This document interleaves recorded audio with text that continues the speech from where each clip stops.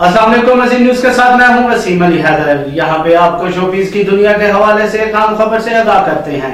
पढ़े लिखे लोगों का रुझान ही फिल्म इंडस्ट्री को बहरान से निकालने में मुआवन साबित होगा।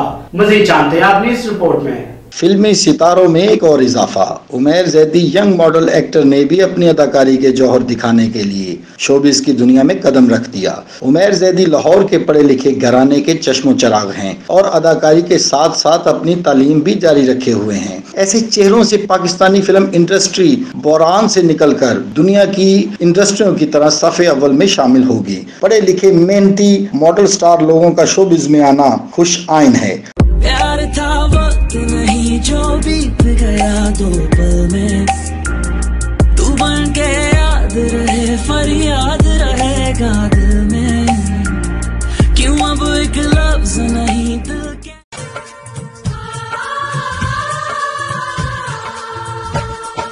देखा तेनू पहली बार वे होने लगा दिल बेकरार वे, रब्बा मैनू की हो गया।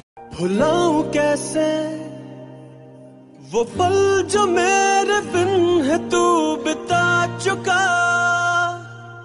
लौटाऊं कैसे जो आंसू मेरी आपके पास से लियो ये शर्ट डिफेक्टिव है। Defective? Impossible impossible. What impossible? ये देखिए इसमें छेद है, दिखा।